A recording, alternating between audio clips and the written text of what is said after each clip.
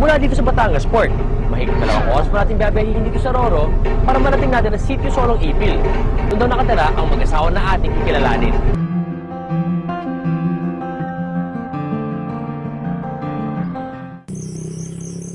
Malalim na ang gabi nang marating namin ang Sitio Solong Ipil, Mamburao, Occidental Mindoro.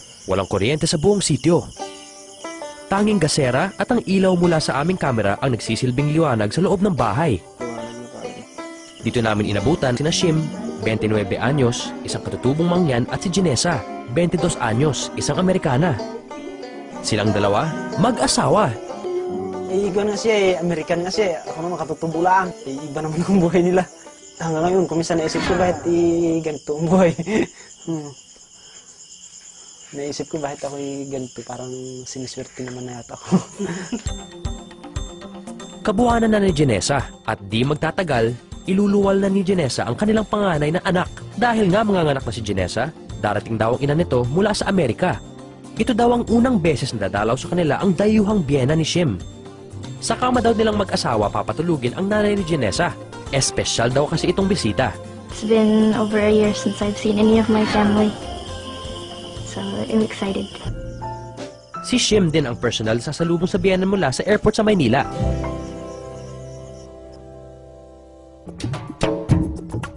Hi, Janessa. Hey. Jace, where are you heading right now? Lalaba ka? Tulungan kita? Sige. Sige. Saan ka naglalaba? Nakakagulat pakinggan na ang isang Amerikana matatas kung managalog. At mas higit na nakakagulat sa kabila ng kanyang maselang kalagayan, si Janessa, ang Amerikanang housewife ng katutubong mangyan, naglalaba sa poso. Ano ba yung technique dyan sa paglalaba? May technique ka ba? I just try to copy what I see the others doing, but they still say it looks funny. I don't know. I don't know why. I think I'm doing the same thing they are. Yeah, I know. I think you are. They still laugh at me. Noong 2007, isa si Ginesa sa mga Amerikanong misyonaryo na dumayo sa kabundukan ng Mindoro para magturo sa mga batang mangyan.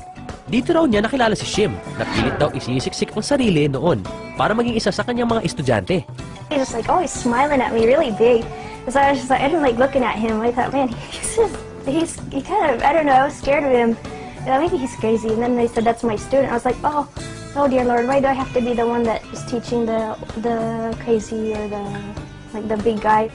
3 buwan na malagi sa bundok si Ginesa, kasama ang mga katutubong mangyan. Ito rin daw ang naging daan para lubos niya makilala si Shim. Talagang may gusto ako sa kanya. May gusto ako, pero hindi ko na magkagusto siya sa akin. And I guess a piece of my hair kind of was floating in the wind. And he grabbed it and he's like, wow, it looks like gold. Wow, parang ginto. And so then they're all like, oh, may I touch it? May I touch it? And he's like, no, it's mine. And I was kind of like, I wonder if he likes me. And he's like, Mom, pahawak. And so I said, okay. So he's like that. And I was kind of like, I wonder if he likes me. Nang matapos ang misyon ng mga Amerikano sa Mindoro, bumalik sa Amerika si Ginesa para magtrabaho. Magkalayuman daw sila, nananatili silang magkaugnay sa pamamagitan ng sulat. Yung pangatlong sulat niya, kasulat na I love you. At miss na rin niya ako.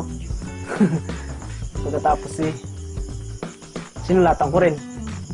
Ang nilagay ko naman sa sulat ko, I love you din. They kind of saw it happening, but they weren't too happy with that. Because they were like, well, you know, he's really poor and he's all of this. And I was like, well, if I was coming here to be rich, I wouldn't have come in the first place just to be a missionary. That's not a goal to be rich if you're a missionary.